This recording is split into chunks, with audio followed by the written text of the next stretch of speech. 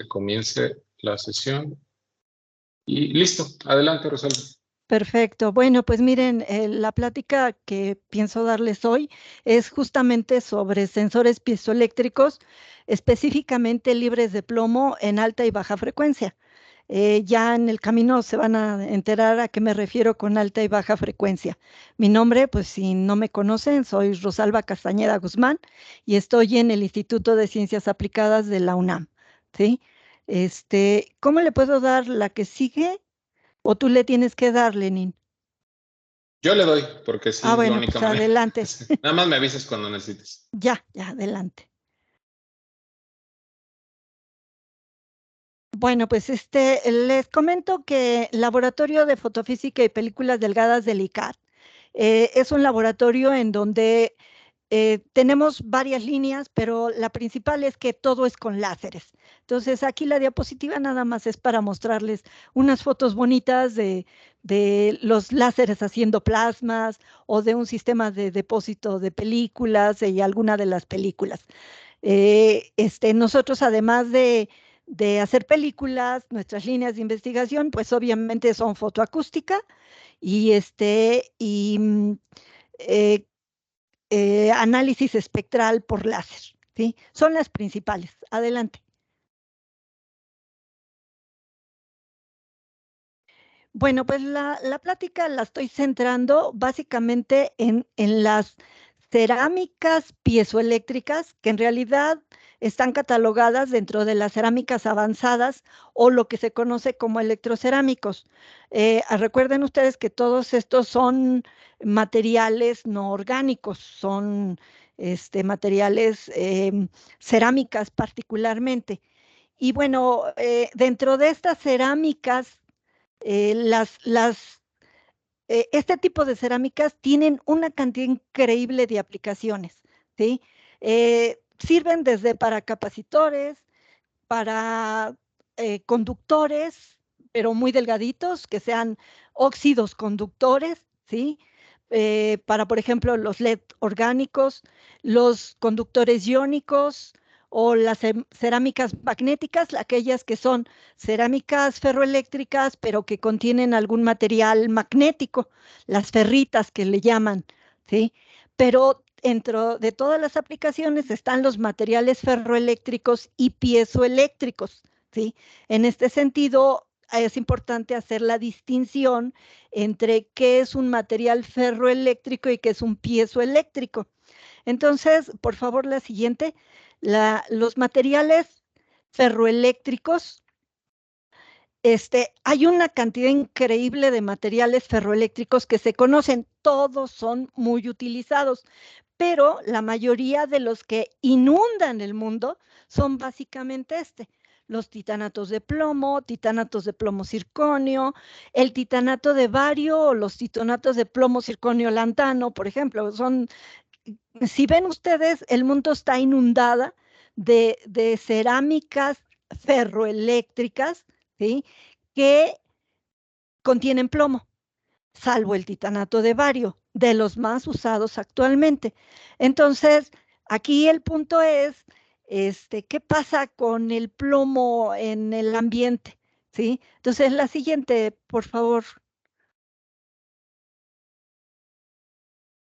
Aquí el problema, y es lo que está la investigación básica de los grupos de ceramistas con los que trabajo, es justamente sustituir esos materiales que tienen plomo, que efectivamente son medioambientalmente peligrosísimos. Ya todos sabemos lo que el plomo hace, y si consideran ustedes que el mundo está inundado de sensores piezoeléctricos, que ya vamos a llegar a lo que es un sensor, y lo que es un piezoeléctrico, entonces imagínense cuánto plomo no hay desde en el ambiente, en el agua, en todos lados. Entonces, en el laboratorio de ceramistas de materiales del Instituto de Investigación en Materiales han propuesto cambiarse o irse hacia compuestos libres de plomo. Y bueno, su apuesta es a los materiales como los titanatos, como el titanato de plomo, pero no de titanio, o los niobatos, ¿sí? En ese sentido, la plática yo la voy a centrar en básicamente titanatos de bario, de sodio, potasio, etcétera, que caen en esta categoría. Y todo con la intención de cambiar el PZT, que es uno de los super más usados que existen, que contienen plomo. Entonces, aquí ya empiezo los materiales ferroeléctricos alternos, como el titanato de bario y que en adelante les voy a decir BT, ¿sí? Voy a obviar en todos los casos el O3 o subíndice 3, ahí está el subíndice arriba, ¿sí? Y el KNN, que también tiene un O3 al final, pero me preocupo más por las otras siglas, como son el potasio, el sodio o el niobio. Ese es el que conocemos como KNN. Bueno, estos materiales obviamente son libres de plomo, ¿sí? Habría que ver si todos los componentes no son nocivos para la salud. Ese es otro aspecto que hay que considerar, pero básicamente se supone que no, que son inertes para los humanos y, y no contienen plomo. Y lo importante de estos es que estos materiales tienen tan buenas características como el PZT o los derivados materiales que están formados por plomo. Hay sus diferencias, ¿sí? Por ejemplo, el titanato de bario, el BT, tiene una temperatura relativamente baja de Curie, y en un poquito adelante ya vamos a mencionarlo. Pero el KNN, que es el que más se le parece al PZT, en realidad sí es de relativamente alta temperatura. Por ejemplo, el BT tiene temperaturas de Curie que del orden de 100 grados o menos o un poquito más arriba. En cambio, el KNN anda alrededor de los 380, casi 400 grados de la temperatura de Curie. Pero bueno, estos son los materiales base, el BT y el KNN. Y en la investigación y de las cerámicas que ya van a servir como sensores que les voy a presentar, pues van a ser justamente un vatio y un KNN, pero dopados, con la intención, según Ciencia de Materiales y según los ceramistas, de mejorar sus propiedades, ¿sí? Como les comentaba, las aplicaciones de los ferroeléctricos es amplísimo, pero dentro de sus propiedades están, por ejemplo, si van a ser sensores o si van a ser actuadores. O sea, si van a sensar las vibraciones o van a generar vibraciones y van a generar movimiento, van a tener una carga. Entonces, dependiendo de los dopados, mejoran sus características para ser sensores o para ser actuadores. Y alguna otra aplicación, como decía, que tiene una cantidad increíble, ¿sí? Entonces, por favor, Lenin, la siguiente.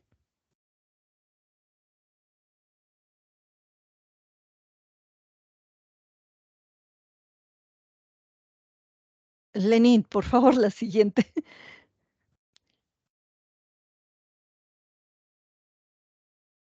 No sé si tú la ves cambiada, yo sí la veo. Aquí ya cambió.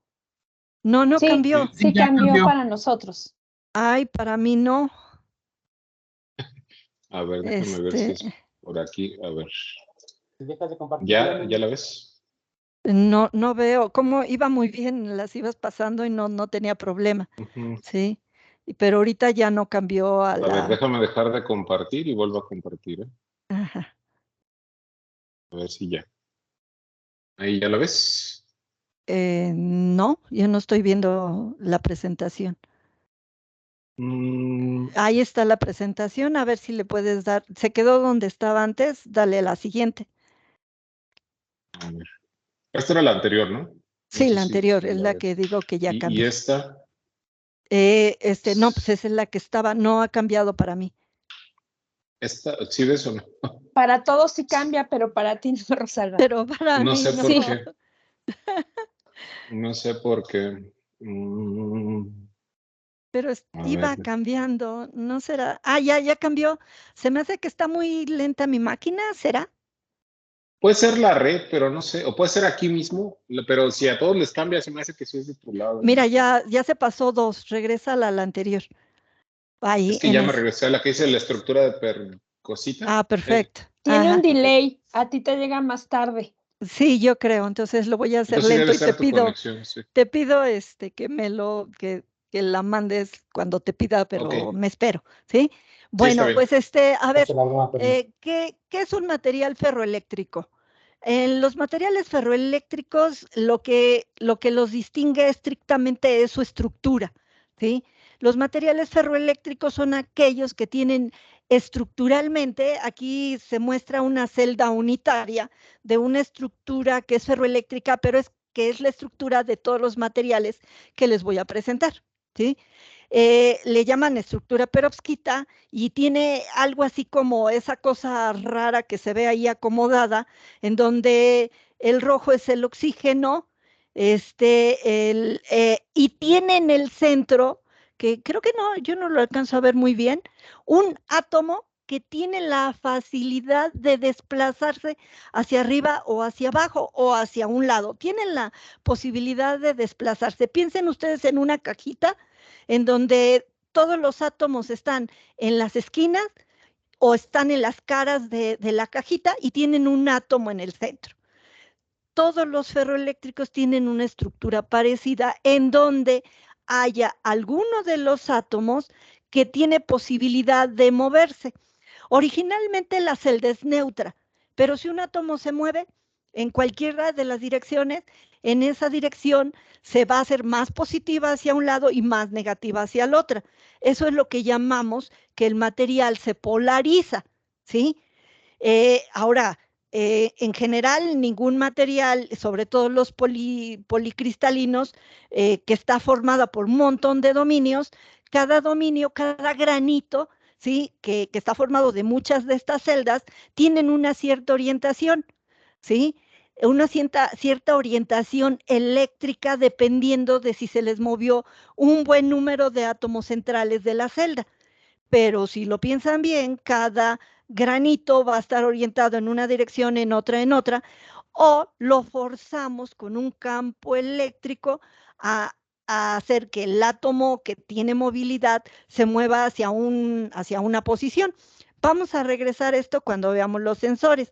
Aquí lo que yo quiero presentarles es esa estructura particular que tienen las cerámicas que les voy a presentar. Y dentro de las características importantes que les voy a presentar es que las perovskitas, ¿sí? Esta estructura particular tiene ya definida varias estructuras en función de la temperatura, ¿sí?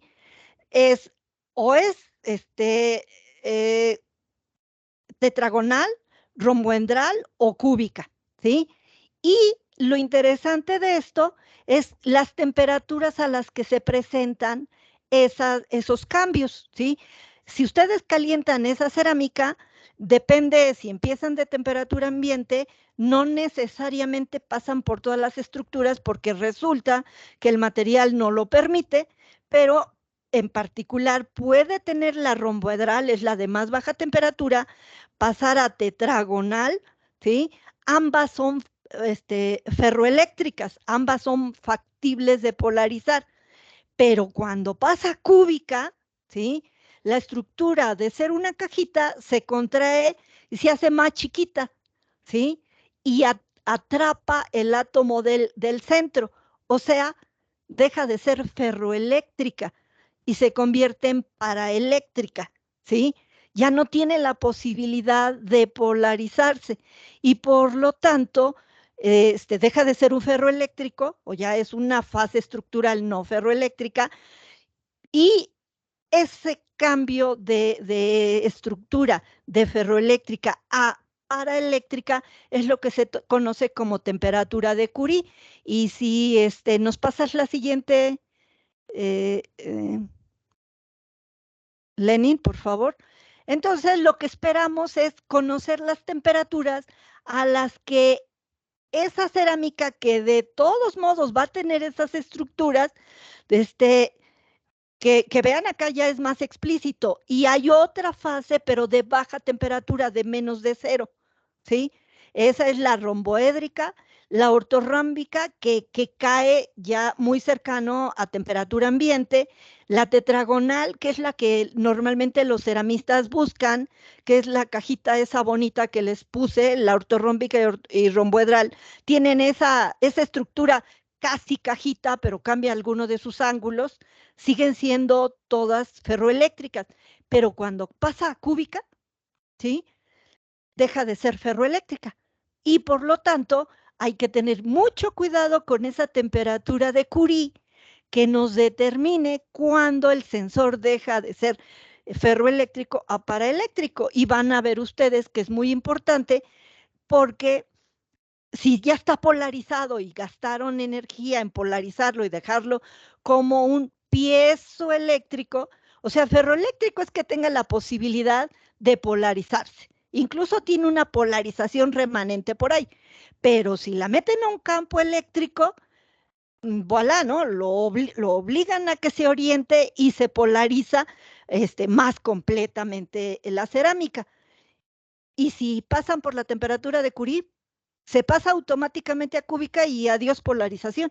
O sea, pierden su sensor, ¿sí?, si el material pasa a cúbico. Entonces, aquí en este ejemplo estoy poniendo las temperaturas para el BT o el vatio, ¿sí? Las estructuras van a ser las mismas porque es una perovskita, pero van a cambiar las temperaturas dependiendo del material que estén utilizando. De hecho, el BT, si lo dopan, puede o subir su temperatura de Curie, por ejemplo, estamos hablando que está alrededor de 110, 120, entonces esa es la desventaja del vatio. Para muchas aplicaciones caseras en donde la temperatura no sea más allá de 80 grados o algo así, el BT es perfecto, ¿sí?, como sensor. Pero si lo quieren meter a un ambiente térmico mayor, pues ya no nos va a servir tanto el BT. Y entonces el reto era encontrar cerámicas que tuvieran muy buenas características para sensores o actuadores, pero que tuvieran esa temperatura de Curie más alta. Y ese es el caso del que les voy a presentar, del KNN. Y esas temperaturas, las estructuras van a ser las mismas, pero la temperatura a la que ocurre cada una de ellas ya no es la misma, ¿sí? Entonces, por ejemplo, el KNN, su temperatura de Curie, depende de qué tan dopado o con qué esté dopado, va a estar alrededor de 360, 80 o 400 grados centígrados. Y eso sí ya puede funcionar en un ambiente muy térmicamente hablando, muy alto, ¿no? Entonces, es importante la temperatura de Curie por eso, ¿sí? Entonces, adelante, por favor.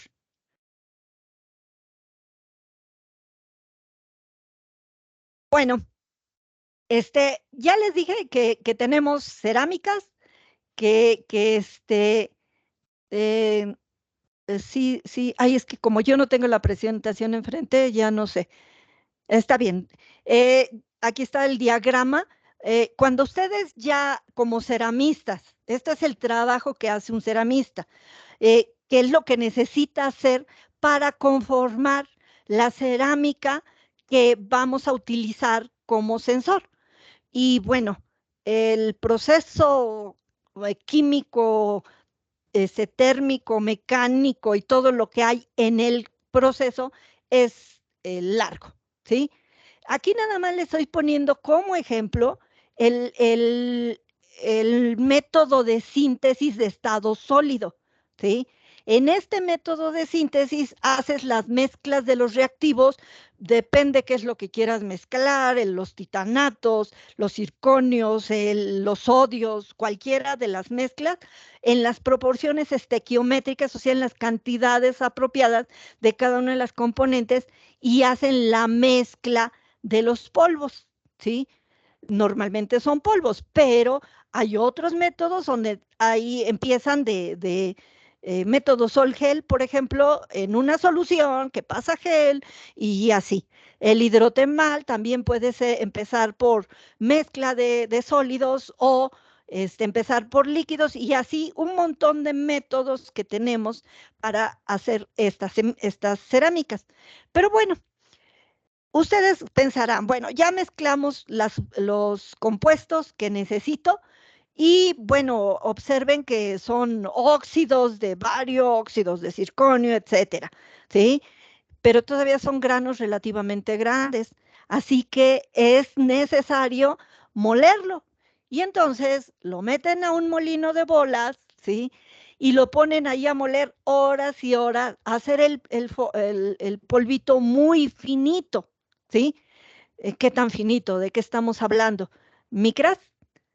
¿Nanos? No, depende del método, ¿sí?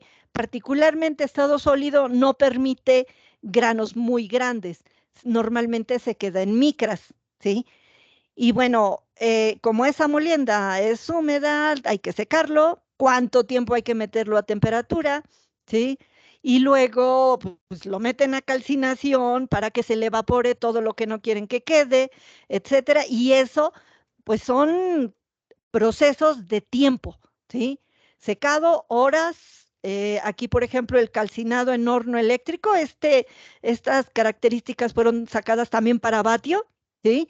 A esas 600 grados, 30 minutos, y luego a 1250 grados, 2 horas, etcétera.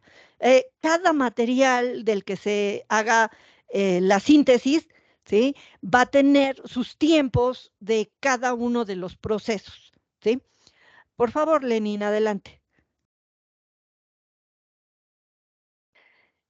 Es tan trivial, ya lo sequé y ya tengo los granos. ¿Qué es lo que pasa? Bueno, pues sucede que el polvito ese que ya tenemos, teóricamente tamaño de micras o en algunos casos menos que micras, pero a veces todavía más grandes. Pues imagínense todos esos granos en un recipiente. Todavía hay muchos huecos entre los granos, ¿sí? Entonces hay un proceso que se llama desinterización, que es el que sigue después de la síntesis. ¿Qué es lo que hace este proceso de sinterización? Pues lo que hace es con temperatura, y estamos hablando de altas temperaturas y de tiempos larguísimos, en donde puede pasar el material por varias etapas, ¿sí? En donde esos granos se van a ir achicando. Los agujeros entre los granos se van a ir achicando, ¿sí? La idea sería que el poro entre granos quedara súper chiquito, ¿sí? Y este, las fronteras entre grano y grano se empiecen a perder.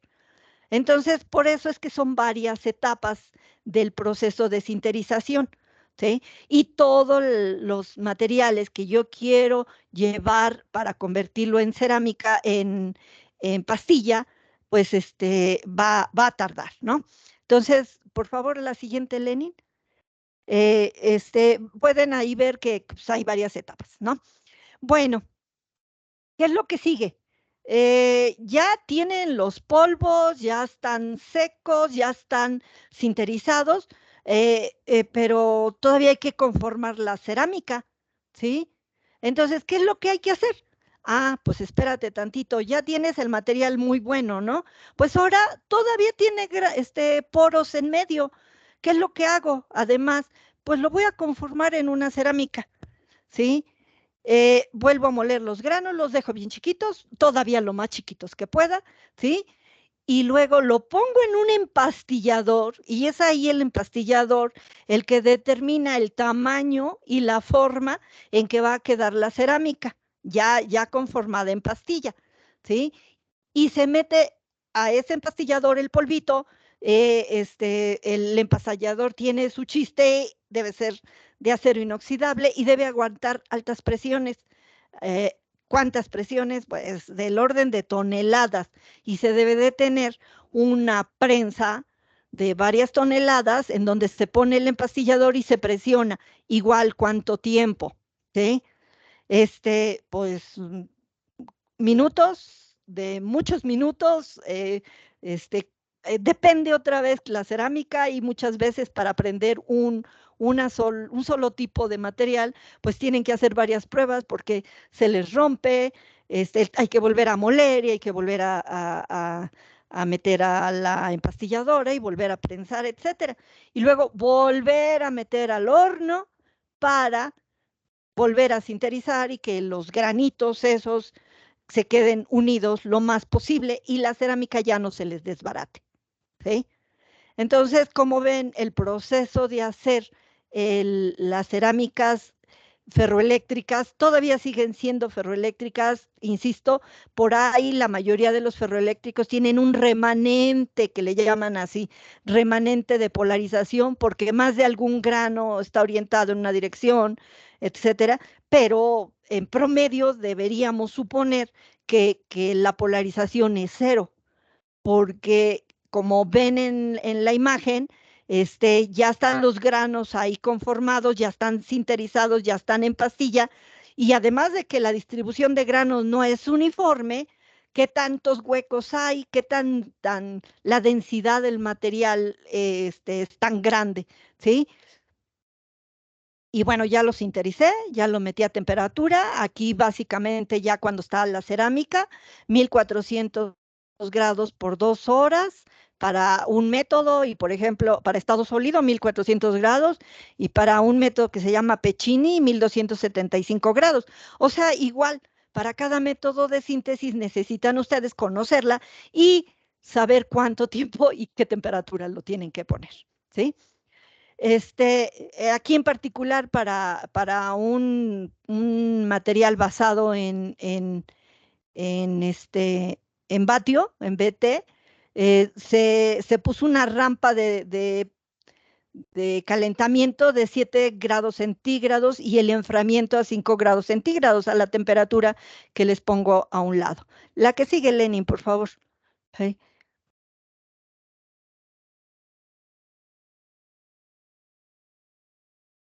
Bueno, ya viene la parte de polarización, que ya dije que hay una polarización remanente, ya dije que el material está sinterizado lo suficientemente bien para ver la frontera de grano, pero cada grano es un dominio, cada grano cada grano es un cristal, el material es policristalino, ¿sí? Pero cada grano está orientado en diferentes posiciones. ¿Qué es lo que hacemos para polarizar? Y para lograr que todos los granos se alineen, algunos hasta tienen esfuerzos muy grandes durante la polarización, el campo que se le ponga, que hasta se mueven y tienen unos esfuerzos internos increíbles. Bueno, primero tenemos que colocar los electrodos, que es normalmente pintura de plata. Estamos pensando en una cerámica de milímetros, por lo tanto una capa de plata arriba no es tan grave, que sí va a ser muy grave cuando pase a películas delgadas, ¿sí? Y bueno, típicamente lo calcinan a 500 grados centígrados por 30 minutos y la polarización es aplicar el campo eléctrico sobre la cerámica 2 a 3 kilovolts por milímetro durante 30 minutos, pero esto es para un compuesto derivado, bueno, de vatio, ¿sí? ¿Cuánto será para algún otro material? ¿Sí? Pero básicamente sí es 2 o 3 kilovolts por milímetro de espesor de la película. Y bueno, aquí nada más es ilustrativo, no todos aquí son materialistas y por lo tanto no pueden estar viendo todos los detalles, pero observen ustedes cómo aquí presento cómo se ve los dominios en una dirección o en otra dirección del campo eléctrico y eso los va a tener que alinear todos. Entonces, en las fotitos a la derecha encuentran ustedes cómo se ven antes de la polarización y después de la polarización, ¿sí? La imagen, ¿sí?, de una medición Raman nos dice que los esfuerzos que se forman cuando ustedes obligan a todos los cristalitos, los monocristalitos, a orientarse en una dirección, mover su electrón, que es factible moverse en una dirección, y entonces ya les queda el material positivo y negativo, y lo más interesante que no se pierde con estos voltajes, no se pierde, ¿sí? O sea, así se queda la cerámica polarizada. Y esa cerámica polarizada, ya con sus electrodos, es lo que nosotros llamamos piezoeléctrico. Puede ser piezoeléctrico y dependiendo del material, también puede ser que sensan también temperatura, ¿sí? Entonces, ahí ya no me voy a meter porque hay algunos que sí son piezoeléctricos y otros que nada más son, ¿cómo le llaman a los que sensan temperatura? Pero bueno, perdón, bueno, Piroeléctricos. pero eléctricos, ¿sí? O sea, estas mismas cerámicas pueden ser piezoeléctricos y piroeléctricos, o nada más piroeléctricos o nada más piezoeléctricos, ¿sí? Por ahí está la clasificación, puede ser un sí, solo sí, y a veces nada más sí, ¿sí? Pero bueno, ya tenemos nuestra cerámica polarizada y ya es un piezoeléctrico. Hasta este momento ya tenemos el piezoeléctrico, ¿sí? Por favor, la que sigue. Bueno, ¿qué es un sensor piezoeléctrico? ¿Sí? Bueno, pues aquí básicamente pinto cuadritos, pero digo cubitos, pero en realidad pueden ser circulares. En general, los que fabricamos acá, pues son circulares, ¿no? Obleas de circulitos. Pero bueno, el efecto piezoeléctrico es un efecto, por lo que les decía a ustedes, de que puede servir como sensor o puede servir como actuador, ¿sí? Este material es un sensor estricto, o sea, si ustedes le aplican presión, genera diferencia de potencial, que eso sería un sensor. Pero si ustedes le dan una diferencia de potencial, lo ponen a vibrar y entonces sirve como actuador, ¿sí? Entonces, bueno, el directo le llaman generador y el inverso motor, pero básicamente para nosotros sería, ¿es un sensor o es un actuador? El que sigue, por favor. Recuerden que ya tiene electrodos, ya está polarizado. Bueno, quisiera antes de continuar, hacer un break aquí pequeñito para hacer claro que en el proceso de detección de vibraciones mecánicas hay varias etapas, ¿sí? Yo quiero que ustedes entiendan qué pasa con el sensor al final, ¿sí? A ver, nosotros para caracterizar un material, polvo, líquido, sólido, lo que sea, ¿qué es lo que necesitamos? Excitarlo, ¿sí? ¿Cómo va a ser la excitación? Un golpe, no sé, un golpeador continuo, ¿sí? Pero en nuestro caso, por ejemplo, que utilizamos láser, ya que hacemos fotoacústica, entonces la excitación va a ser con luz, ¿sí? Pero ¿hasta dónde yo puedo excitar el material que tengo presente? Bueno, pues ahí tiene que ver el principio de incertidumbre tiempo-frecuencia, que nos dice que el ancho de banda temporal, o sea, la duración de la excitación, es inversamente proporcional al ancho de banda que va a excitar, que puede excitar, ¿sí? Entonces, pues piénsenlo, si ustedes dan un golpecito, ¿de qué duración sería un golpecito? Microsegundos, un balazo para cuando hacen las mediciones en recintos, bueno, antiguamente, ¿sí? Microsegundos, milisegundos, nanosegundos, no. Con un láser sí tenemos nanosegundos, pero en los otros casos son tiempos de excitación largos y es inverso a la frecuencia. Entonces, si hacemos una cuenta rápida y suponemos que voy a excitar con un láser de 10 nanosegundos, ¿sí? Su inverso sería 100 megahertz. O sea, que con un láser yo podría excitar a mi sistema hasta 100 megahertz, ¿sí? Pero bueno, a ver, ahora yo me voy a mi sistema, ¿sí? Piensen en el caso de que dure un microsegundo, ¿sí? O un milisegundo, ese es un clásico, ¿no?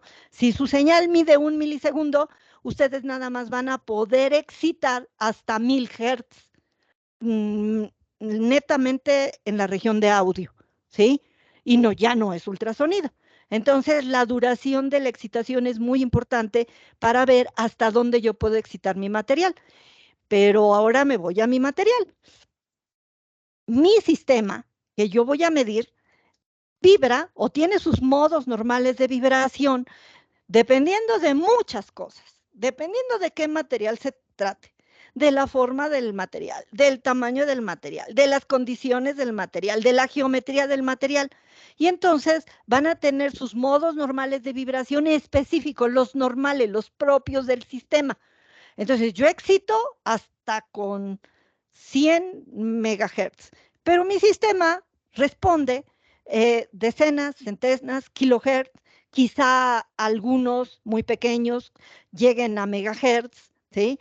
O depende de la aplicación, hasta dónde yo quiero sensar, ¿sí? Entonces, mi sistema de alguna manera actúa como un filtro, o sea, de todo lo que todo lo que el pulso del láser puede excitar, pues va a ser lo que yo como sistema puedo vibrar con lo que información que me llega.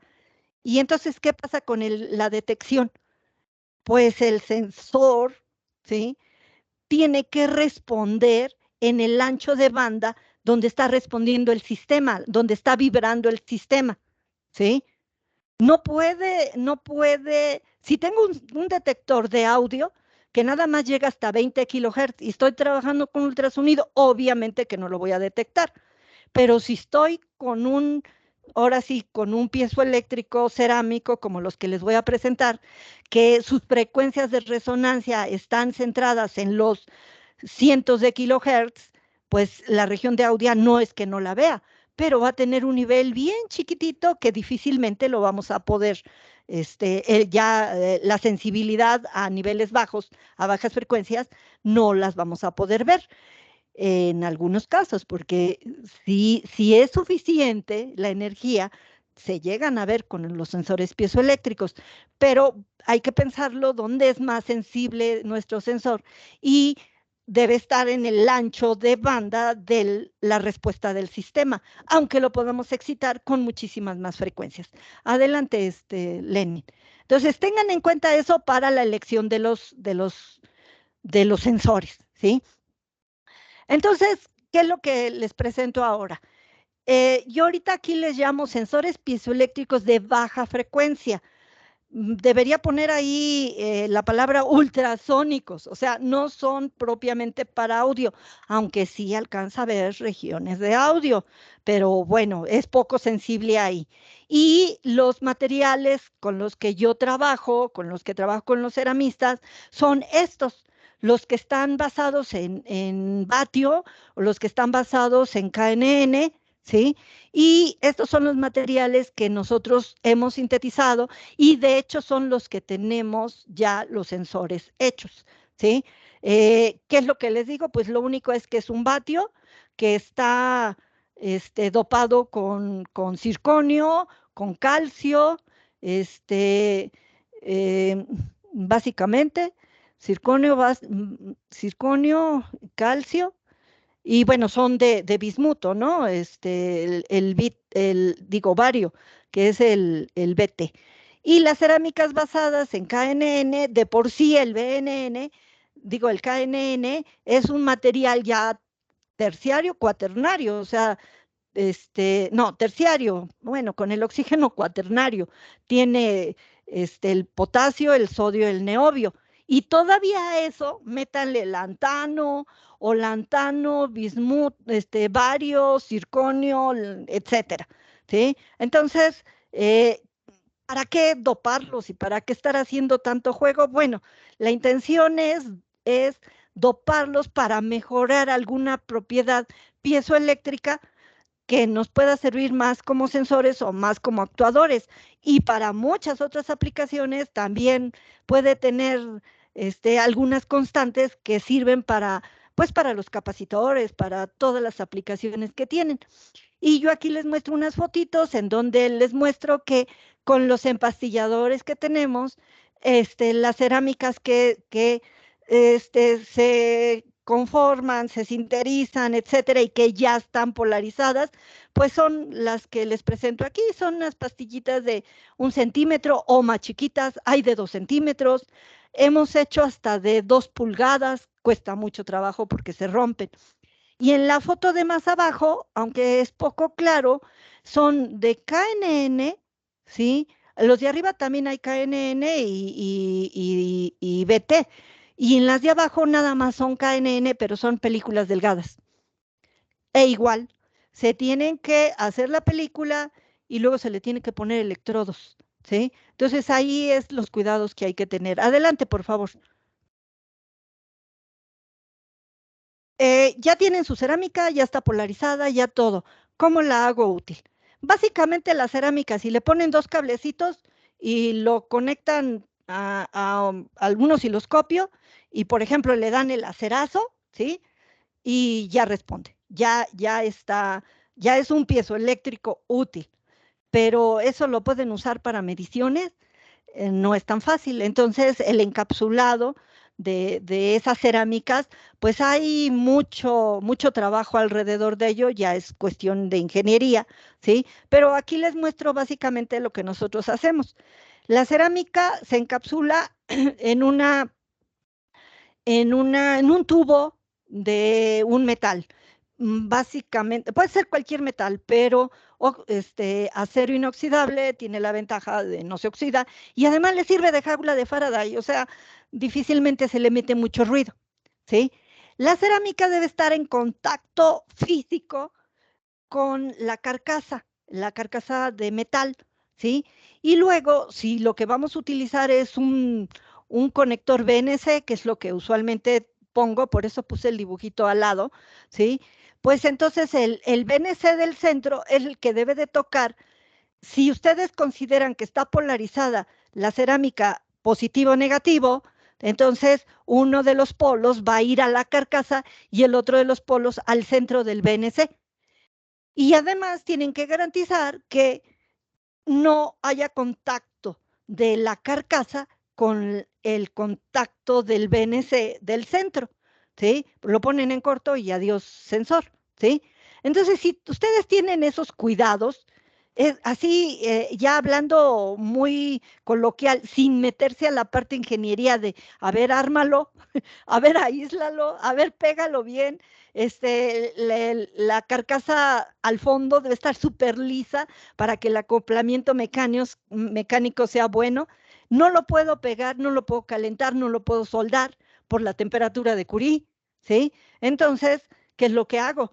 Pues el conector mismo me sirve para empujar la cerámica, ¿sí? Y con un metalito o algo así, y empujándola quizá con un resorte, la empujo hacia el centro, ¿sí? Hacia abajo, cuidando el aislamiento, ¿sí?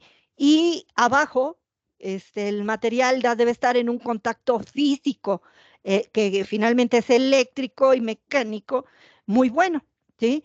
Lo presionan y voilà, ya tienen su sensor en donde tienen un material, en donde, digo, un sensor, en donde ya tiene una cara que se puede conectar a lo que quieran medir y una salida que es el conector BNC, que ya está conectado a la carcasa, que es uno de los polos, y al centro de la cerámica, que es el otro polo. La siguiente, por favor. Eh, entonces, la carcasa es lo que determina la forma en que lo vamos a utilizar. Pues nosotros las hacemos chiquitas, medianas, grandes, con tapa, sin tapa. ¿Cómo logro que la cara donde descansa la cerámica esté bien lisita, y no esté rugosa y el acoplamiento no sea bueno, eléctrico o mecánico? Entonces, son los cuidados que se tienen. Pero pueden armar la carcasa que ustedes quieran. Y el conector, pues puede ser macho o hembra, depende hacia dónde lo van a sacar. Entonces aquí nada más la foto es para mostrar que hay un mundo ahí de posibilidades para encapsular la cerámica. La que sigue, por favor. Ya está el sensor armado, ¿sí? Ya está con su cable, ya está todo. Ahora, ¿qué es lo que yo necesito para la medición? Estos sensores son directamente de contacto, ¿sí? O sea, por aquí les pongo una foto donde pongo una varilla de cuarzo y una cazuelita que puede servir para polvo o para líquido, ¿sí? O literalmente pegan el material que quieren al sensor, ¿sí? Entonces son de contacto, necesitan pegarlo. ¿Cómo lo pegan? Que no lo rompan, que no, es otra vez la parte de ingeniería que hay que resolver, ¿sí? Pero digamos que no es tan grave. Por ejemplo, yo uso una cerámica de alta temperatura cuando el proceso es en función de la temperatura. Recuerden otra vez la temperatura de Curie. Si yo tuviera ahí un vatio a los 80 grados, voy a perder el sensor. Entonces yo necesito, si lo voy a meter a un horno, alejarlo. ¿Y cómo lo alejo? Pues con una guía de onda mecánica, que puede bien ser una varilla de cuarzo que aguante alta temperatura, y en el final pongo la muestra que voy a medir. ¿Qué muestras puedo medir? Pues bultos, películas, así como les pongo aquí el dibujito de una cazuelita, en donde esa cazuelita es de cuarzo, con varilla de cuarzo, puede ser líquido o polvo, o sea, con la técnica no hay problema de qué es lo que se quiere medir, y puede ser en función de la temperatura, ¿sí? Pero también puede ser en función del tiempo, si lo que ponen ahí es un material que va a reaccionar, que se va a oxidar, que se va a evaporar, etcétera. Pero lo importante que yo quiero mencionar como este sensor es que esté de contacto, ¿sí? El que sigue, por favor. Pues, ¿qué les parece si utilizamos ese sistema pegando a una varilla de cuarzo una cerámica de vatio o de KNN, cualquiera? Este es de vatio. Y lo mido con uno de los sensores que ya fabricamos, ¿sí? Pues voilà, ahí está el resultado después de un análisis de correlación de las señales fotoacústicas, ¿sí? En donde se puede ver perfectamente que el cambio de estructura ¿qué? Tetragonal a cúbica se da en 110, 120 grados, que es la temperatura de Curie. Lo interesante es que esta cerámica que estoy midiendo, ¿sí? No tiene electrodos, no está polarizada, nada. Es la cerámica así como se sintetizó y sinterizó, ¿sí? O sea, con fotoacústica no necesitan tener el sensor. El sensor es cuando lo polarizan y usan el sensor para medir las características del material. Aquí particularmente, vean ustedes que hay un pico muy ancho, alrededor de 70, 80 grados, que en realidad es el cambio de la estructura a la otra. La romboedral, la anterior, ¿sí? O sea, el material ese tiene un poquito de la estructura, que también es ferroeléctrica, y todo el tiempo de más es tetragonal y cambia a cúbica en 110 grados, ¿sí? La que sigue, por favor. Bueno, pero todos los métodos, todo lo que hacemos es de contacto. Bueno, pues no, también tenemos que pensar en un hidrófono que se pueda meter en un líquido para los experimentos como los que nos presentó Marco hace un tiempo, ¿sí? En donde mete un hidrófono en su celda, ¿sí? Pero, ¿qué cuidados hay que tener ahora? Es la misma cerámica, es prácticamente la misma idea de encapsulado, pero ahora hay que tener cuidado. Además del aislamiento de la cerámica dentro de la carcasa, ahora tenemos que pensar en el aislamiento del sensor completo para poderlo meter dentro de agua. Este sensor que nosotros desarrollamos se puede meter completo dentro del agua, ¿sí? Porque estaba pensado para hacer mediciones en el mar, ¿sí? O sea, se tiene que meter en el agua, tiene que aguantar que no se le meta el agua, pero además debe tener el acoplamiento acústico para censar a los líquidos, ya no al líquido o algo dentro del líquido. Ya no es el contacto directo como los anteriores, sino ahora se tiene que meter y tiene que acoplar. ¿cómo logramos este acoplamiento, además del aislamiento? Bueno, pues fue un método de vulcanizado donde se cubre todo el sensor, ¿sí? Y por favor, la siguiente. Y pues se conecta por ejemplo, a una celda donde va a ir el líquido, ¿sí? Y luego con un láser podemos excitar, en particular esta celda que es de acrílico, tiene dos ventanas de cuarzo, una a la entrada del láser y otra a la salida del láser, para que no haya tanta onda de rebote en la misma celda. Y pasa a apenas a medio centímetros del sensor, ¿sí? La idea es que con el láser generado dentro del líquido, en este caso fue agua tridestilada con diferentes concentraciones de cloruro de sodio, ¿sí? Que podamos ver esa concentración de cloruro de sodio con el sensor, con el hidrófono, con el sensor ya funcionando, ¿sí? Y bueno, en este caso, pues seguimos con fotoacústica, así que utilizamos un láser para excitar el líquido. El que sigue, por favor. Perdón, Rosalba, una pregunta. Sí. En la anterior, Lenny, ¿puedes regresarte? Hay un agujerito enfrente. ¿Ese no significa qué? ¿Te refieres al puntito negro a un lado? ¿O dónde? Sí. Sí, es el sensor de luz para disparar el osciloscopio. Acuérdate que No, perdón, como en la celdita. En la celdita. Digo, no sé si es nada más de diseño, es nada más una duda. Es del diseño porque el cable es muy rudo y teníamos que fijarlo.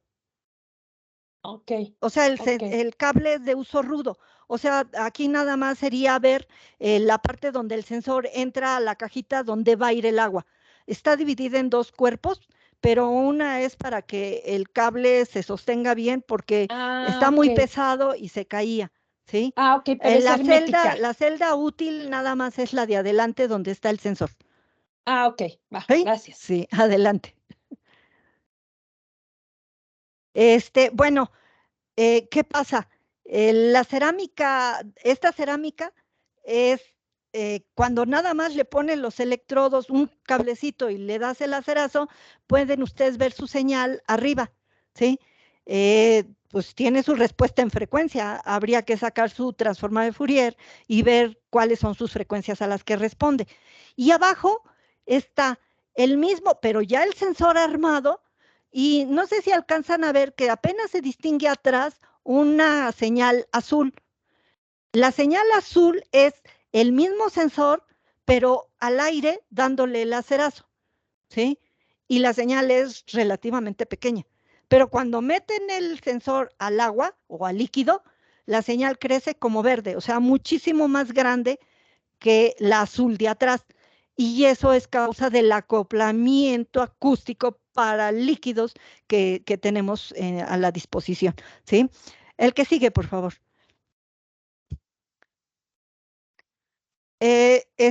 Aquí así como les ponía un ejemplo arriba del sensor de contacto, aquí les estoy poniendo justamente la medición de agua destilada con diferentes concentraciones de cloruro de sodio, ¿sí? Las señales de arriba son todas las señales para las diferentes concentraciones, que va de 0 a 70, no sé, yo aquí no lo alcanzo a ver muy bien, no sé si ustedes alcanzan a ver. Pero bueno, son de 0 a 70 miligramos por litro de agua destilada, ¿sí? Y esa es la gráfica de arriba y están encimadas las 10, 12 señales que están ahí. Y bueno, a lo mejor hubiera sido interesante ver cada una y viendo cómo va cambiando con la salinidad.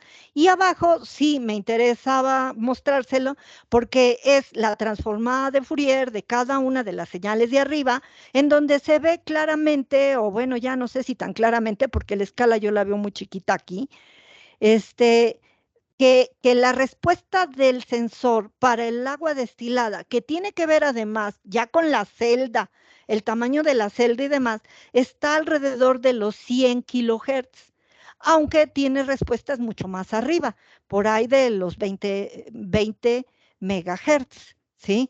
Entonces, Aquí ya es el sensor con agua, con todo, y que nos está dando los resultados.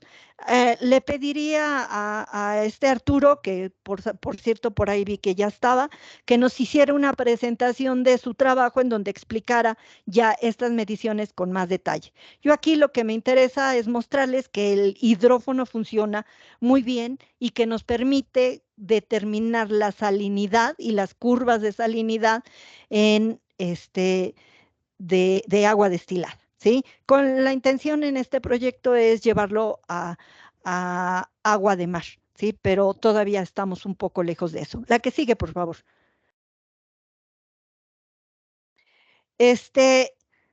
Todas estas frecuencias, todos estos sensores tienen respuestas entre 100, los sensores que acabo de mostrarles, el hidrófono y todos los de contacto, frecuencias de respuesta, si sacamos sus señal en tiempo, dándole el acerazo y luego le sacamos la transformada, todas son entre 100 y 400 kilohertz, o sea, 100,000 a 400,000 hertz, que ya para fotoacústica hay muchas aplicaciones que podemos hacer, pero la intención era llevar estos sensores a más alta frecuencia. ¿Y eso cómo se logra? Bueno, pues la respuesta en frecuencia de los sensores piezoeléctricos es inversamente proporcional al espesor, así que eso nos lleva a hacer películas delgadas de estos mismos materiales. La que sigue, por favor. Creo que ya me tardé mucho. Hay muchos métodos para hacer películas delgadas, ¿sí? De todos estos, el que yo les voy a presentar es el PLD. Aquí las fotos, pues sí están PLD, sputtering y también evaporadora, etcétera, ¿sí? Pero también spin coating. Hay muchas formas de hacer películas que no garantizan ni la calidad de la cerámica ni de la película, se pierden las fases, etcétera. Pero bueno, no es discusión ahorita. La que sigue, por favor. Pues nuestro sistema de PLD, la que sigue aquí nada más es para mostrarles el sistema, ¿sí? El sistema PLD es esa bolota que vieron ustedes, en donde se puede meter un láser por un lado, ¿sí? Y sacar la señal no, bueno, aquí es meter un blanco, darle el lacerazo, producir un plasma y poner un substrato enfrente a temperatura, o sea, no es tampoco tan trivial. Depende de la longitud de onda que utilicen para el material que quieran depositar. Depende de la temperatura a la que se quiera depositar, ¿sí? Y nosotros en la celda necesitamos hacer vacío o meter atmósfera de oxígeno, o sea, necesita además una atmósfera controlada, ¿sí?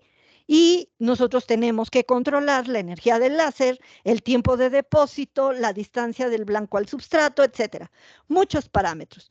Este sistema en particular tiene entrada para 2 láseres, o sea que se pueden hacer simultáneamente un material base con un dopado, por ejemplo, o multicapas. Depositan uno, apagan el láser, prenden el otro, depositan la siguiente capa y así pueden ir intercalando y hacer multicapas. Este es el sistema que se tiene en el laboratorio de fotofísica y películas delgadas y es con el que hicimos películas delgadas de KNN y de BZ, las BZTZ, ¿sí? O sea, uno basado en vatio y otro en KNN, dopados para que son los que son los sensores que vieron ustedes adelante.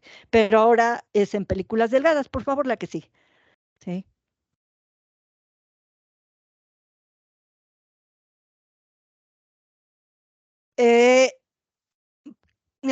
Sería repetir otra vez todas las características que digo para hacer las películas delgadas. Lo único que aquí sería interesante anotar es que las películas delgadas para, no viene el tiempo, para el tiempo de depósito de media hora o una hora, etcétera, son del orden de nanómetros. 260, 300, 400, pero hay una de 80 nanómetros, etcétera, ¿sí? Se pueden utilizar diferentes láseres, la temperatura del substrato también puede ser diferente, etcétera, ¿sí? La que sigue, por favor, que yo ya sentí que ya me tardé, ¿sí? Bueno, ¿qué pasa? Estas películas también se tienen que caracterizar y tengo yo que ver qué es lo que me quedó, si de veras tengo la fase ferroeléctrica o a lo mejor tengo una fase cúbica y no es ferroeléctrica, no es paraeléctrica. Bueno, aquí nada más es un esquema para mostrarles que sí se tienen que caracterizar cada una de ellas, se tiene que ver que sí tengan la estructura perovskita, ¿sí? Que esté en fase ferroeléctrica y cuál es su composición. Y bueno, es pequeñita la foto, pero ya se ve una película delgada de vatio. La que sigue, por favor. KNN, igual, ¿sí? Tienen que hacerse, aquí nada más les muestro rayos X, en donde está cómo se ve el blanco, el substrato y a diferentes condiciones de depósito, cómo va quedando la película y a la derecha pues se ve una película. Se ven varias capas. Ahorita les explico por qué. ¿Sí? Adelante. Para hacer el sensor, ya sea de KN o BT, dopado o no dopado, ¿qué es lo que tenemos? Tenemos varias capas. Nosotros lo hacemos sobre silicio, pero es un silicio que ya tiene una película metálica que es platino. ¿Sí? Cuestan caras, pero ya tiene el electrodo y además son del orden de no sé, 30, 50 nanómetros, ¿sí? Y luego depositan el material activo, que sería el piezoeléctrico, en los espesores que, que el espesor, recuerden que controla las frecuencias de resonancia de la película o del sensor mismo, pero todavía nos falta un electrodo arriba y normalmente se lo ponemos de oro. Entonces el esquemita de al lado pues dice silicio, platino, el material activo y la película de oro. Y bueno, para este BT, este vatio, pues fue más o menos esas las condiciones. El substrato es de 200 micrómetros. Observen ustedes, 200 micrómetros de el silicio comparado contra los 250 nanómetros del KNN, en realidad, pues lo que tenemos es un bultote, aunque el platino o el oro sea también de 30 o 50 o 100 nanómetros, ¿sí? ¿Por qué no puedo agarrar la pintura de plata y ponérselo encima? Pues porque el material activo, que sería el piezoeléctrico, mide 250 nanómetros y ustedes con brocha no podrían ponerle este, una capa de plata encima. Entonces, a fuerza se tiene que pensar en un método de depósito especial. Nosotros hacemos el depósito del oro en sputtering, pero un sputtering chiquito de baja potencia y demás, nada más para depositar electrodos. El que sigue, por favor. Ya lo he dicho varias veces, pero aquí lo puntualizo. ¿Cómo medimos la respuesta en frecuencia de cualquier sensor? ¿Sí? Pues si el pulso láser nos puede dar la vibración de hasta 100 megahertz, y si yo eso excito una película que ya tiene electrodos, ya está polarizada, y yo puedo sacar la señal eléctrica a la hora de excitarla con la luz, ¿sí? Pues ya tengo la caracterización en tiempo de la película o de cualquier sensor, ¿sí? Le saco la transforma de Fourier, ¿sí? Y tengo su respuesta en frecuencia del mismo. Lo comento porque hay muchos métodos para caracterizar sensores y este es el más versátil porque con un solo pulso pueden tener la respuesta en frecuencia del sensor. El que sigue, por favor. Estas son las respuestas de las películas como las que les mostré arriba, ¿sí? Aquí está, esta es la de KNN, esta es su respuesta en tiempo, ¿sí? De la película con electrodos, todo, y nada más sacando los cablecitos. Si les interesa la parte de ingeniería, de encapsulado de esas películas, todavía no la tenemos. Yo lo único que les puedo mostrar ahorita es que esos sensores funcionan como sensores y que podemos tener su respuesta en tiempo y su respuesta en frecuencia muy rápido y de fácil manera. Y aquí se observa que las películas que nosotros hicimos, las de KNN, están centradas en alrededor de 3 megahertz, su frecuencia fundamental, pero tiene respuesta por ahí de los 20 megahertz, ¿sí? La que sigue, por favor. La siguiente, pues es el vatio, ¿sí? A la izquierda está la respuesta en tiempo y a la derecha la respuesta en frecuencia. Lo interesante aquí que, por ejemplo, el vatio tiene una respuesta de 5 megahertz, la principal, pero vean ustedes que sí responde a baja frecuencia, ¿sí? A muy baja frecuencia, casi llega a cero, ¿sí? Y tiene respuesta arriba de 40 megahertz, todavía se podrían censar señales, y por ahí tiene un remanente cerca de 100 megahertz, ¿sí? Adelante, ¿sí? Pero creo que ya terminé, ¿sí? Pues eso es lo que quería presentarles. Muchas gracias. Muchas gracias, Rosalba. Pues entonces tenemos tiempo para un par de preguntas. Levanten su manita virtual, quien quiera participar. Gerardo, adelante. Gracias, Lenin, y gracias, Rosalba. Excelente presentación. Realmente dijo un par de preguntas, yo tenía como 20, pero hay un factor de orden, un orden de magnitud ahí. Dale, Te voy a dale. mostrar algo que nosotros hicimos. No lo hice yo, lo hizo Miss Polo, porque me llama la atención esto último de la señal que me muestras. ¿Dónde se comparte? Déjame acordar, aquí está. Es modo, solo contenido de la pantalla, solo contenido de la pantalla. ¿Dónde?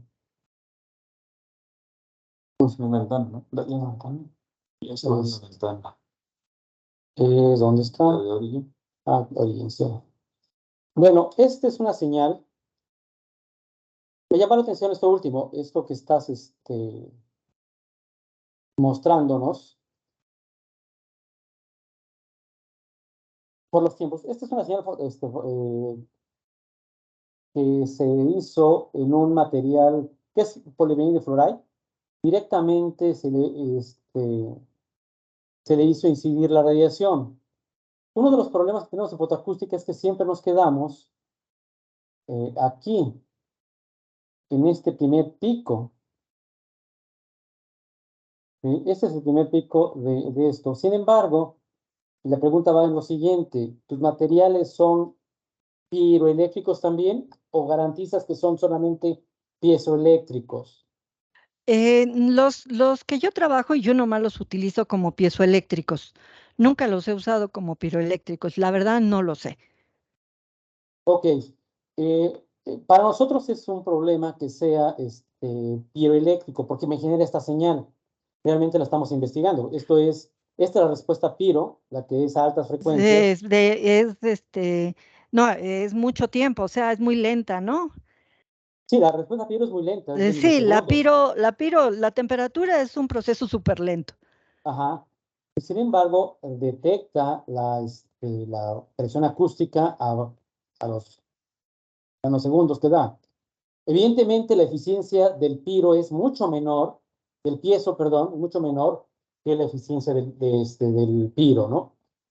Porque su componente E33 es órdenes de magnitud de piezo menor que la del piro, ¿no? Pero bueno, la pregunta es esa. Y en este experimento que nos estabas mostrando, extendiste el diapasón del tiempo de manera que pudiéramos ver si se ve la parte piroeléctrica y la parte piezoeléctrica. Es un problema que tenemos, con Lenin estamos trabajando teóricamente, porque tenemos ya una solución en el tiempo de la temperatura. Tuvimos que irnos hasta Cataneo y queremos probar un modelo de sensor, el modelo clásico de sensor, que es un sistema RC, el más elemental posible. Pero si pudiéramos tener solamente algo que es piezo, eso sería genial, ¿no? Pues mis señales me quedan, bueno, también ten en cuenta que estoy poniendo las señales donde ya termina como si me hubiera quedado con la primera parte. No me voy hasta micro o milisegundos, no. Sí, sí. Sí, probablemente si me fuera milisegundos, a lo mejor aparece el ruido ese y yo nomás me estoy quedando con el primero. Sí, los primeros, ¿qué son microsegundos de la señal? Sí, se hacen los microsegundos, o sea, donde aparece la señal acústica a altas frecuencias. ¿Sí? Lo demás es, queremos encontrar un dispositivo que solamente sea piezoeléctrico, pero solo piezo. Los que tenemos nosotros, el PZT y el PVDF, son piezo y piro. Sí. Ambos. Pues yo la verdad, el que más se le parece al PZT es el KNN. Es el que más se le parece. Tiene casi las mismas propiedades que el PZT, ¿sí? Y es uno de los que más hemos trabajado. No me costaría ningún trabajo poner el sensor y ver más arriba. Pero te comento que el encapsulado de la cerámica, de hecho, carga el sistema, ¿no? O sea, la cerámica tiene una respuesta, ya lo encapsulas y tiene una respuesta diferente. De hecho, en la película delgada, no sé si no fui tan puntual, pero el hecho de que tenga un sustrato de 200 micras, pero la película sea de 200 nanómetros, pues vean la diferencia. En realidad la vibración de la pura película tendría que ser muchísimo más alta, pero como está montada sobre un bultote de 200 micras, pues obviamente que la respuesta en frecuencia baja. ¿Sí? Si pudiéramos hacerlo en otro substrato, pero que tenga electrodo abajo y luego electrodo arriba, etcétera, o sea, las dificultades técnicas ya de ingeniería, o sea, no que funcione el material, no que ya son piezoeléctricos, no, todo eso ya está demostrado. Ahora en la parte de ingeniería, ¿cómo encapsulo para tener el material, que no se le rompan los electrodos, que quede bien encapsulado, que aunque se me mueva la frecuencia sea fija, o bueno, su respuesta en frecuencia, su ancho de banda ya se determinado?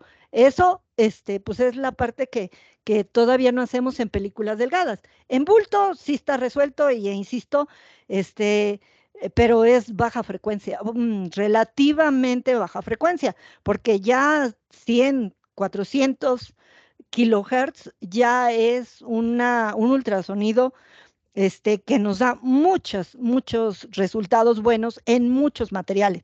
Transiciones de fase estructurales, cambios de temperaturas de Curie o cualquier otra temperatura importante, o cambios de fase, de estructura, con esos sensores de 200, 300 kilohertz, se ven sin ninguna dificultad. Sí, lo creo. Aquí Orlando aprendió a hacer sensores de aguja con PZT. Aguja, el récord que tienes es medio milímetro, ¿no? O sea, 500 micras de diámetro. Y el PZT es el comercial que vende AliExpress. Mi pregunta sería si el sensor piezoeléctrico ya tiene la forma de la aguja. No, ¿No? O sea, es un pedazo y luego lo encapsulan de forma que tenga, como si tuvieras la guía de onda. Sí. ¿Sí? Evidentemente las frecuencias, digo que mide unas señales, voy a proponer que Orlando dé la siguiente plática, que tiene un experimento que lo vio hace rato, ya lo ha visto Lenny y Enrique. Es impresionante porque vemos la reflexión de la reflexión dentro del sensor. O sea, sí, nosotros también para caracterizar nuestros sensores, pues vemos ahí cuántos rebotes tiene, todo, porque ya una vez encapsulado, hay un montón de física ahí adentro. Pero sí, bueno, ya yo la pongo obvia, lo obvio todo, y digo, este sensor responde así, con todo lo que tenga ahí de por medio. Y por lo tanto, ahora yo le pongo el sistema que voy a medir, ¿sí? Con guía de onda o pegado directamente al material, dependiendo del proceso que vaya a seguir, etcétera, ¿sí? Y yo parto del hecho de las variaciones de la señal sin nada con el parámetro que estoy midiendo en el material que estoy midiendo. Y yo ya me voy a hacer relativo los cambios del material nada más en función de cómo cambió la señal de la que ya estaba base, ¿no? La del sensor mismo. Claro. ¿Sí? No, sí, Entonces, sí, está genial hasta lo que haces. ahí ya no, pero ya meterse a la caracterización del sensor, nosotros hemos hecho experimentos en que si el sensor tiene un área de 1 centímetro y excitas en el mero centro y excitas a la periferia del sensor, la señal cambia. Poquito, pero cambia. ¿Sí? No, sí, Entonces, son muy sensibles. entonces, cuando yo hago un experimento, me fijo muy bien en tener todo fijo para tener la variación relativa nada más del parámetro que estoy midiendo. ¿Sí? Claro, sí. Oye, ¿y qué tan delgadas son tus películas delgadas? Cambiando de tema. O sea, son 200 nanómetros y las depositas en ese material. No las puedes depositar en algo no tan caro. Sí, bueno, lo que sucede es de que aquí era para demostrar que funcionaba. Ah, un detalle que no mencioné. Película delgada. ¿Ya se acuerdan que todo el relajo que les expliqué para tener el sensor y que hay que polarizarla? ¿No? Bueno, en película delgada y por PLD queda suficientemente orientada de modo que no hay que polarizar, ya está polarizada. Ok. Sí, o sea, esta es una ganancia Ujú. increíble, ¿no? Sí, Sí, sí, sí.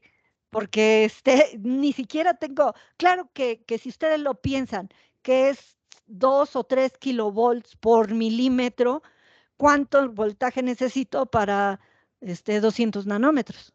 O sea, a lo Ujú. mejor hasta soplándole o con una pila lo polarizas, ¿sí? Pero bueno, la experiencia es que ni siquiera necesito polarizarla. Le pongo los electrodos, los cablecitos y lo mido y ahí está el sensor funcionando. Ok. Para no robar el tiempo a alguien más, aquí la dejo. Tengo muchas preguntas, después te voy a pedir que platiquemos en corto, así en línea, Sí. porque hay varias ideas que surgen acá. Algo que me llamó la atención que mencionabas es de que si le incrementa la temperatura, ya tus muestras cambia su temperatura de Curie. Aquí Orlando solda el PZT, o sea, literalmente lo solda y sigue funcionando. Ah, bueno, es que el PZT también es de alta temperatura. El PZT también tiene una temperatura como el KN alrededor de 350, 380 grados. ¿Sí? Ok. Por eso se hizo el KNN, para cubrir casi todas las posibilidades del PZT y no tiene plomo, ¿sí? Ok, De hecho, claro, claro. nosotros ya, aquí los ceramistas de aquí no son de mi grupo, pero pues como hemos trabajado tantos años juntos, pues haz de cuenta que son de mi grupo, ¿sí? Ujú. Nos hacen las cerámicas, nos dicen, bueno, pues ayúdame con el material y tengo para encapsular cerámicas muchas. Y de hecho me la paso regalando sensores a todo mundo, así que a disposición si alguien necesita alguno y yo les puedo Gracias. pasar ya el sensor funcionando. Y bueno, la novedad ahora para nosotros es que ya podemos tener el hidrófono, ¿sí? Ujú.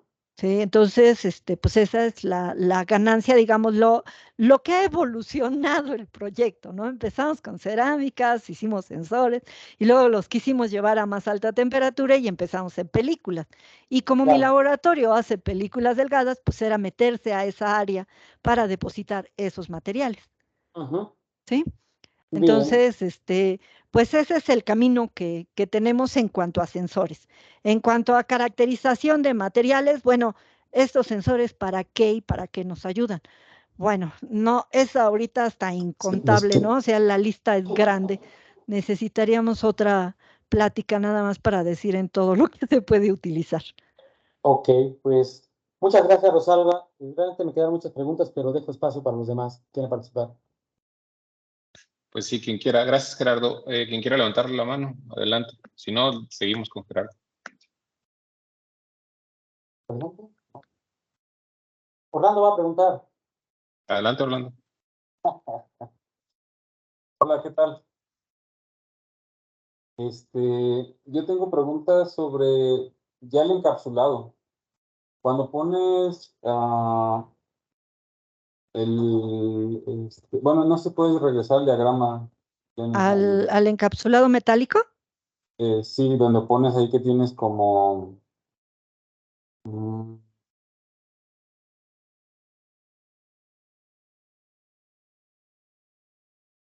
por ahí, bueno, creo que tenías otro. Paso real. No, Más para abajo. anterior. Era anterior, ¿no? Que tenías... A la anterior, a otra, ahí. Ese, por ejemplo. Dice que tienes un acoplador acústico ahí en la parte del frente. ¿Qué utilizan ahí? ¿Entre qué y qué, perdón? En la Entre el parte metal en la pared. parte primera. El aislante de las paredes no, en la parte de abajo. de abajo. Esa es. Bueno, a ver, los cuidados que tenemos son, mandamos al taller a hacer la carcasa metálica y lo que les pido es, si van a perforar, no usen una broca que tiene punta, porque hace un hoyito ahí adentro.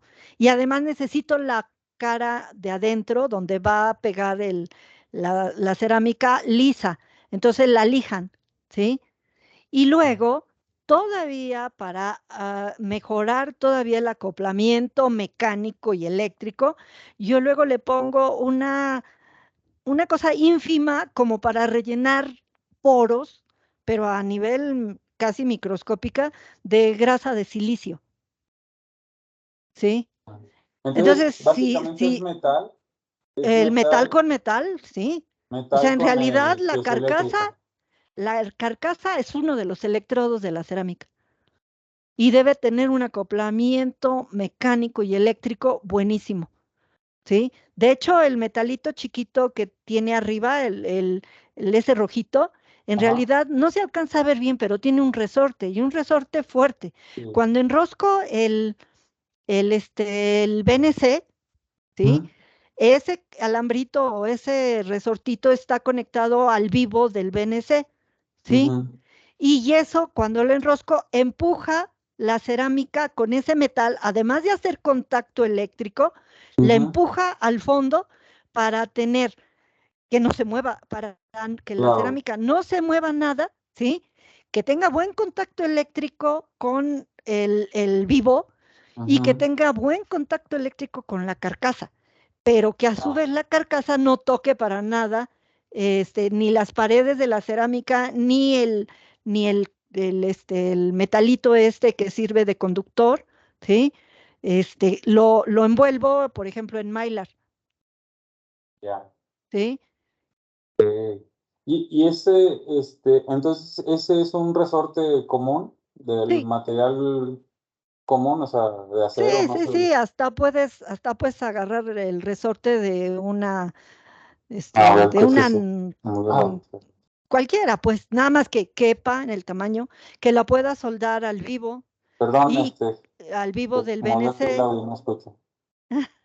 Ya, perdón, ya ahora sí te escucho, perdón. ah, ¿Puedes agarrar que hasta qué? sí, que el resorte lo pegues, lo soldes al vivo del BNC y lo soldes bien al fierrito ese o lo que sea metálico y Ujú, luego que lo empuje parejito, no claro. puedes que se te baile la cerámica, se pone en corto, ¿sí? Este, Sí, cuidar el corto nada más ahí. son cuidados de ingeniería, pues, ¿sí? Ujú, Pero pues como nosotros ya los tenemos haciendo desde hace varios años, pues ya ni nos cuesta trabajo, ¿no? ujú. Sí. ¿Y el aislante que tienes adentro de qué es? ¿Qué usa? Te digo, es Mylar. ¿Ese cuál es? No lo conozco, perdón. Es un plástico que se utiliza, por cierto que es de alta temperatura, que se utiliza en los transformadores para separar las capas, Ah, ¿sí? ya, ok. Bueno, Sí. no es chisme, pero el Mylar, ¿sí? Si le pones electrodos, cortas el pedacito, le pones electrodos arriba y abajo y le sacas cablecitos, casi funciona igual que un PVDF. Ok. Lo he Sí, es probado, como un material funciona. como lona, ¿no? Como de tela, ¿no? No, o no estoy confundiendo. No, No es un es un plástico. polímero, es un plástico. Plástico, ok. Sí. Ah, voy a checarlo entonces. Y hay hasta de espesores. Hay de 100 micras, 200 micras, un medio Como quiera muy milímetro. fácil. Sí, y cuesta 20 pesos metro. ¿Sí? Ah, ok. Bueno, muchas gracias. Sí tengo más dudas, pero con eso es suficiente. Gracias. ¿De qué?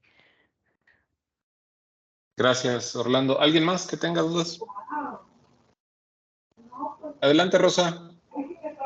Gracias, Benny. Rosalba, qué bueno de saber que el KNN dotado da hasta 5 MHz, ¿no? ¿Ese era? Sí, en película, sí. Ajá, está padre. ¿Lo has comparado con el que tenemos, el de... El PBDF. Ajá. Mira, no lo he comparado porque insisto que la parte de ingeniería todavía yo no la tengo resuelta. O sea, yo con platita así, con unos hilitos, le pongo los electrodos. Además, la foto que les puse en realidad fue un pedacito de la película completa, que son las que mandamos a medir para las caracterizaciones, ¿sí? Entonces, en realidad es un poquitín más grande, pero de todos modos son pequeños, son de un centímetro y medio por centímetro y medio, ya la película completa que ya sirve como sensor. Y lo más interesante, el acerazo se lo puedes dar por adelante o por atrás, no tienes que dárselo directamente al material base, ¿sí? A un costado, donde quieras, pone a vibrar toda la película con su substrato y tienes la respuesta del sensor. Ok. Pero por ejemplo, ¿ese también lo has probado en inmersión? No, sí, es difícil que nomás me descuido y lo jalo de más y le quito el cablecito, ¿sí? Okay. O sea, todavía yo no resuelvo la parte de ingeniería en una película con un substrato duro, ¿sí? El problema es de que si pusiera un sustrato blando, la temperatura a la que se deposita, por ejemplo, el KNN es a 700 grados. O sea, o es silicio, o es cuarzo, o es algo así. No, está ¿sí? muy interesante porque sabes que los que compramos, no sé, Olympic, entonces es muy caro. Entonces, pues normalmente compramos de 5 MHz o 2.25 y hacia arriba, ¿no?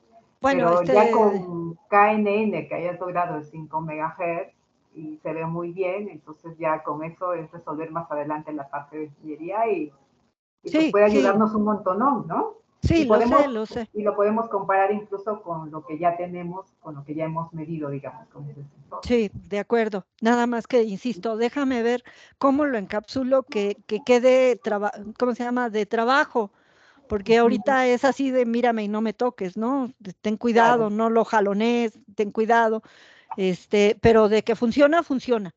No, ¿sí? Eso es lo bueno, digamos. Buenísimo. Gracias, Rosalba. Pues ahí esperamos que cuando lo tengas, ahí nos ponemos a trabajar. Muy súper bien. porque va a ser más económico. Sí, eso sí. Gracias, muy interesante la plática. Muchas gracias, Rosa. ¿Alguien más? ¿Preguntas? Si pueden levantar su manita. Yo tengo una solicitud. Adelante. Otra vez. ¿A qué correo mandamos el pedido? Al mío, nos manden ya unas ahí lo muestras. tienen. Para que te manden unos sensorcitos por ahí. Exacto. Sí, no hay ningún problema, en serio. Afortunadamente los del grupo de cerámicas, que son los que lo hacen, son prácticamente del grupo. O sea, se les pide, oye, hazme un juego de 5 o 10, algo así, y nos las hacen. De los que ya están súper probados, ¿no? Ahora, como ellos más bien hacen investigación de nuevas cerámicas, nuevos dopados, y nuevas aplicaciones, bueno, pues se tendrán que hacer un ratito por ahí, pero pues tienen todo para hacerlo. Sí, incluso también si pudieras mandarnos le llamaste obleas, ¿no? Las circulares para el de KNN, ¿no? Si no mal recuerdo. Ajá, tenemos de todas, pues. Sí, que básicamente para alta temperatura, ¿no? O sea, lo más parecido al PZT, que es El lo que PZT, tenemos. sí, el KNN. Sí, así está. De hecho, en investigación así está planteado. Es libre de plomo y de alta temperatura. O sea, no habría problema si hago soldadura con ellos. Básicamente no, porque hasta 340 y la soldadura es a 80, 90, 100 grados. El vatio definitivamente nunca lo vas a poder soldar. El KNN sí, pero yo la verdad nunca me arriesgo, ¿no? Siempre hago contactos mecánicos, ¿sí? forzo a que se presionen, a que Sí, se claro. acoplen, todo, sin meter nada de temperatura. Pero se supone que sí, ¿sí? Sí, bueno, sería una solicitud así de ese tipo de, de materiales. Sí, Como, cómo no. Sí, órale, gracias. Ok, gracias. Te enviamos su correo, ¿sale? sí, por favor. Gracias. Bueno, pues creo que ya andamos sobre tiempo. Muchas gracias, Rosalba. Una plática muy interesante. Yo tengo algunas preguntas, pero mejor luego las hacemos porque son más de carácter teórico y técnico. De acuerdo. Entonces, pero bueno, pues muchas gracias. Ya andamos sobre tiempo. De hecho, ya andamos a 18 minutos de que nos den las 2. Entonces, pues les agradezco a todas y a todos de nueva cuenta. Déjenme dejar de grabar. Y pues para terminar la sesión, detener grabación.